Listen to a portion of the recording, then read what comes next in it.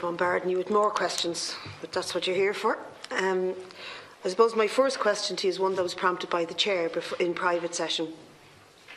And that is that your department has said that you wouldn't be favourably disposed to SeeTec or Turas Nua appearing here before the committee to give evidence. Would you comment on that and explain if that's true, and if it's true, why?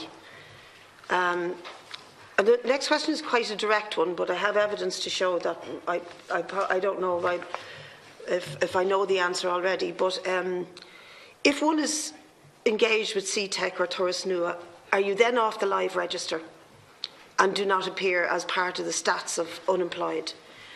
Because I have queries here that I've put through your department where an individual, I don't want to use names and I won't use names here, there's a two-pronged edge to it, was told that once they're in SeeTec, they're on the live register. They were told this by SeeTec. So we need to probably know how that changes the figures of the level of unemployment when you're engaged with these companies. And also, two other questions I want to ask you about how the scheme is used. You see, because we're on the coalface and we deal with people who are engaged in these schemes all the time. They come to our clinics, they ring us up, they write to us, we put in PQs on their behalf, and repeatedly there are so many people out there who are being crossed over between offered a CE scheme or a TUS place or a course that might really put them on a career path, that might give them training, and that they could be doing something they would like to do, that they find socially useful, that enhances their humanity rather than runs down their dignity. And they're being told consistently by SeeTec that they can't go on the CE scheme. If it overlaps with the SeeTec taking them into their scheme, they can't go on it. So I want to read out this one. It's very interesting. And I'm going to refer to the man concerned as Mr. X. And Mr. X lives in Ballyfermot. He was randomly selected for the TUS initiative in November 2016 and was interviewed for TUS placement in January 2017 and placed on a panel. Mr. X was interviewed again on the 30th of January for a placement, and a host company with Garda vetting submitted on the 2nd of February 2017. Mr. X was selected for Jobpath on the 9th of January 2017, which was prior to the TUS placement being offered. Jobpath would take the priority in this case over TUS. However, having spoken to Mr. X, I contacted Jobpath Central to inquire if his selection for Jobpath could be deferred. Jobpath advised that there was no extenuating circumstances in the case of Mr. X and he would have to remain on Jobpath for 12 months. But in the following year he can avail of any other schemes. Now, who is running the Department of Social Protection? Is it SeeTec and Jobpath, or is it you guys? Because the department was willing to make an exception and allow Mr. X to go on the scheme that he was looking for, but they were overruled, according to you, and this is from you, by the company themselves. So I think that begs the question of who's pulling the horse. Is it the cart pulling the horse, or is the horse pulling the cart? And that's a very genuine question, and I'm coming across this dozens of times, but there's clear written evidence in two cases I have in front of me from your department. I'd also like to ask you about, in your statement there that you read, Sarah, you said on page 6 there in your statement, sorry, not page 6, excuse me, it's to do with being, I hate the way you call people customers, but whoever you call them customers, that's postmodernism. It's to do with the giving support for childcare. I can't remember, oh there it is, yeah, on page 4. Jobpath provides flexibility in addressing whatever barriers a job seeker may have in securing employment, for example, childcare, travel expenses, training, etc. I have Mary here, right? Mary's on Jobpath. She goes for an interview with Jobpath with her child because she wasn't told that she couldn't take her child and she had no money to have the child minded. They sent her home and said, you shouldn't be here for this interview with your child. They reported that to your department. The following interview that was arranged for her, her child was in St Mary's Hospital in Crumlin, and she was sitting in with the child and reported that to your department. They, as in SeeTec, then reported to your department that she failed to appear for the second appointment, and her payments were cut by €45 a week. It's now on appeal. I mean, that statement that they provide support for childcare and do their best absolutely flies in the face of what happened with the collusion of your department, because you state that the way that the scheme works, unlike Britain, they don't apply the sanctions, you do. So I really want to know what's going on here. There's an absolute can of worms in relation to this. I'd like to ask you about the High Court judgment that was referred to by Deputy Brady. In relation to that High Court case, it was the judgment wasn't given in favour of Fagan because the payments were reinstated by yourselves beforehand. Can you comment on that? Why the payments were reinstated all of a sudden and before the High Court got to rule? And would it be your estimation that if the High Court got to rule that might in a way have further implications for other individuals who are on the scheme? Because, this is why I have page 6 in my brain. In page 6 in your whatever you call it, presentation to us, there is a thing here on the question of individuals signing contracts with private companies. Participants are not required to sign a contract with Jobpath, but they are, in the same manner as all customers referred to the Department's internal and external activation service, requested to agree and sign a PPP, a Personal Progressive Plan. Should they refuse to sign it, as Fagan did, are they liable to penalties? Would you comment on that? And finally, I'd like to ask you, have you read a study by Boland and Griffin of 2016? And that study, if I can find the page, I'm sorry, my own notes here, I just want to quote them. They describe the system as one that's becoming more alienating and punitive, where welfare recipients feel humiliated, degraded, coerced by sanctioning processes, and increasingly experience anxiety, depression and erosion of personal agency. That is the study that I would like to know if you have read, and would you comment on that study, because I don't think there's a huge amount of academic studies done on this area yet in Ireland, but I am interested to see that some of the independent academic studies tally with a lot of what's been said, i.e. Daniel Blake style services that are delivered in Britain, where they've much longer experience of it, and where, as already been outlined by the previous deputy, there's been incidents of corruption and deceit, but also the impact on the individuals concerned can be hugely erosive and degrading and destructive. Senator Higgins. Well, I think a number of issues have already been covered. I couldn't keep up with all the questions, so I haven't noted them all, but I'll do my best in terms of assisting the committee. In addition, we'll take notes of the draft of the blacks afterwards, and we'll write back to the committee. I don't want to be accused of not answering questions, because there's been a huge amount of them. So if I can... If there's anything of a technical nature that you don't have here, you're more than welcome to submit it by means of correspondence. We would prefer to have it factually correct. In relation to the overall opening questions in relation to dealing with the long-term unemployed and the capacity we have now with Jobpath and Les, and whether that's required going forward or whether it was required going back, I think people need to remember when we started designing Jobpath, the numbers of long-term unemployed was absolutely colossal. And at that stage, our capacity to intervene and assist those people was very, very limited. As was the capacity of Les at the time. And we were quite overburdened, and that's why we took the decision at that stage to go and contract an additional service so we could dial up our resources and give us a ratio of case officers to unemployed that was more consistent with those across Europe. We were far, far behind in terms of our capacity and ability to help long-term unemployed. So that's the context in which we are now at a position of the case officer ratio between our own internal service, Les and Jobpath, of being somewhat at the norm of what OECD would like to see as a normal case officer ratio to unemployed people, and that's what we want to maintain. So that's kind of a very important background, because our case officer ratio to all unemployed, and particularly long unemployed, back in 2012 was very, very poor. So I think that context needs to be borne in mind as to where we came from a policy perspective and where we're at now operationally and where we want to remain at operationally going forward.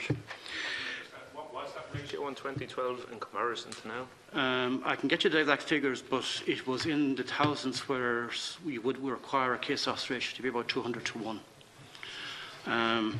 We can firm up in those figures for the committee, but we were, I think, at a case officer ratio of something like 1,200 to 1. And that meant we could not provide the required services to unemployed people, and particularly to long-term unemployed people. And sometimes that's forgotten in the debate about our capacity as a department to deal with the long-term unemployed. There's been a number of references to the Fagan case in the debate, and deputies are coming at it from different angles. Deputy Smith was right in her comment in relation to that the department did review the decision. I just want to make some comments first on our decision-making process across all our schemes. Sorry, to review the decision. I quoted 3 different cases there. Which case are you referring to? I'm talking about the Fagan case. Right, okay. I just want to make a comment on our decision-making process across all our schemes. We value being able to make proper decisions at the right time in the right place. If we get it wrong, we review it. All our decisions are subject to appeals. All our appeals are subject to subsequent Ombudsman review. We value that capacity to have decisions reviewed, appealed and reviewed by the Ombudsman. We do, across all our schemes, review decisions every week. If we get it wrong, we will change decisions. In the particular Fagan case, I'm not familiar with the particular details of it, but the deciding officers did review that decision at the time, not because we were in the High Court, but because the review decision based on the facts of the case and based on information given to them. We don't necessarily take it, let's go to the High Court, we'll review it. We review decisions across all our schemes consistently when requested. And our customer charter, our own standards in terms of decision making, we're very proud of, we work on it and we will continue to work on it. So I just want to make that quite clear for the committee that we value our capacity to continuously review decisions, and if we get things wrong, we will change our mind, we will change decisions. That's a value we have, Deputy, and I just want to make that quite clear. Sure, I accept that, but may I interrupt you here? Because in the case of Mr X and Ballyfermot, you reviewed and you made a certain decision, and Jobpath came back and told you, no, we're not happy with that decision, we want him to stay on Jobpath for another 12 months. So Mr X had an opportunity to go and do a course in a 2 scheme. It's in social care, as it happens, something he was interested in doing, something that we need in this society. You reviewed it and said, yes, Mr X should be able to go. They came back and said, no, he can't. And this is on your headed note paper. That's why I'm asking you, who's running the show? Mr. Conlon, you can answer that directly if you want. You might get the details of it and respond in writing, because it's answered in general. I can't answer specifically. I'm not aware of the case, and even though my vision is not great, I don't see that as our headed paper, actually. But I want to make it very, very clear. Jobpath providers have no role in decision-making in our schemes or services. None whatsoever. Decisions on entitlements and penalty rates and sanctions are made by officials in the department, not by Jobpath providers. So in relation to the case you've mentioned, and in relation to any other case any deputy or member wants to bring to our attention, we will review it if it's given to us. And we consistently answer reps and PQs asking for these things to be given to us. And very few come to us when we ask that. I am proud as a department that we will review decisions and correct them if they're wrong. But they must be given to us. Excuse me, and just to correct, first of all, this paper as presented, it is department-headed paper, and I can confirm it. I'm looking at it. And I think the problem is not a number of individual cases, because it shouldn't fall on individuals and individual representatives, and we don't need to move past the clientelist politics, where there are patterns emerging, and that's what we have asked you here, where there are patterns emerging of decisions, where poor practice has emerged or where bad decisions have been made, it needs to be addressed. So, but I'm asking really to address, is there a concern? You know, is it within the remit of that? There's a significant number of questions, so I want to give Mr. Conlon an opportunity. I am not sure is there a pattern, Senator, but I will commit to reviewing all instances that are brought to our attention. And as I said, our customer charter, our decision-making process, our decision advisory service is there to help us do that, and we will do it. I'm not sure is there a pattern emerging, but I want to be quite clear, as I mentioned a few minutes ago, Jobpath providers do not make decisions, we do. In relation to the Fagan case, the judge did not decide to reinstore penalty rates. That was made by your own department. And I don't want to quote on make any further comment on that. Can I interrupt for one moment? Yeah. Deputy Smith, that particular case, Mr. X, can you blank out the names and can we have it as an example to have a written reply from the department? You want it now? No, we can do it afterwards. Are you prepared to do that? Yeah. Yeah, I'd like you to look at that case without the individual as an example. Yes. And you might address it to the committee. Thank you. Okay. Just on the Fagan case, you said you don't want to... We're aware that there was alleged fraud by former staff members there in the UK, not here, in 2013. And I'm informed from inquiries that the DWP, the Department of Work and Pensions, advised the UK Public Accounts Committee that it had investigated claims and found no wrongdoing. So that's as much as I can say on fraud in that context. I think Deputy Bailey or Deputy Smith mentioned as well whether or not we should be referring part-time or casual employees to the Jobpath service. If a casual or part-time person is long-term unemployed, they are referred because they're underemployed. And to continue to receive payments from us, people must continue to be available and seeking work for the days they're not working and claiming benefits from us. So we have asked the Jobpath providers to ensure that when they're working with these people, whether they're casual or part-time employees, that the focus their meetings with the clients on days they're not working and schedule all their commitments in terms of their personal advisor-client relationship around the person's existing work entitlements. But our endeavour is to get those people from part-time into full-time employment, and that's why we refer them to Jobpath service, and that's why we ask that they receive the supports that other long-term unemployed people also receive in terms of progressing from part-time into full-time employment. And that's our objective, not to keep people in part-time employment, but to help move them into full-time employment. Can I just ask, and I don't expect you to have the figures here, that the number of people who... To part-time unemployment rather than part-time to part-time. But we can get those figures for you. Thank you, Mr. Conlon. Okay. I'm just trying to go through my notes here to ask some of the other queries as well. A number of people have asked in relation to access to C and TUS and schemes, and also Jobpath getting in the way of that access. We have a very clear approach, and it's not based on statute, it's the way we administer all our activation schemes, is we don't like people being on two schemes at the one time. And we like people to continue on the scheme they're on before they refer to another scheme. So, if a person is on Jobpath, in certain exceptions we will make, but if their person is on Jobpath, we would ask them to remain on that scheme until that service, rather than scheme, is completed before they can be referred to CE, TUS or other schemes, if they don't receive full-time employment. But in terms of administering all our schemes, we don't want people being on two services or schemes at the one time. Surely if people are choosing... Second. There's no legislation. This is a rule the Department apply themselves. There's no legislative requirement on that.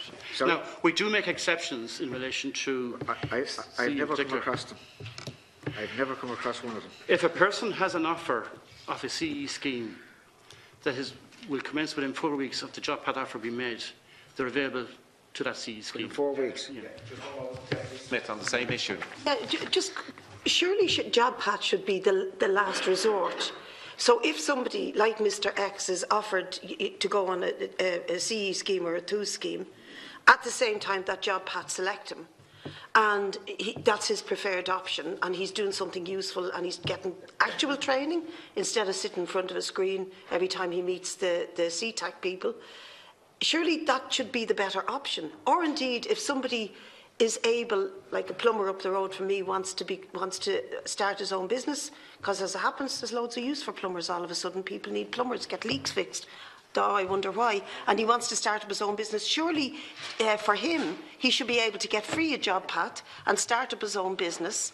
But he can't. So I can't understand why everything is being pushed into Jobpath. And then when you say, oh no, Mr X should come out of Jobpath and go to the TUS scheme, Jobpath tell him, no, you're not doing it. They tell Entry, oh no, you're not doing it. I think there's a crucial issue here, which is that if Jobpath is part of the activation infrastructure that we provide, then it needs to be that and not a punishment.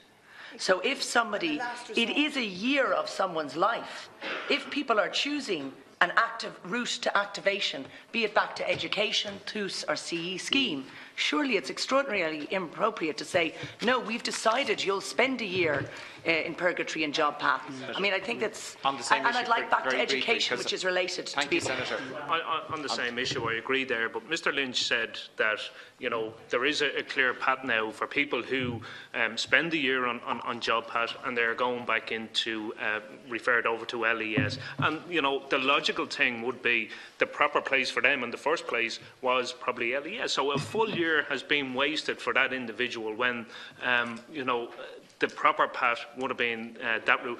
Can we get exact figures as to how many people are currently engaged with Jobpath, because I don't think that is clear. How many people are currently engaged on Jobpath? How many people have come through and subsequently referred over to LES?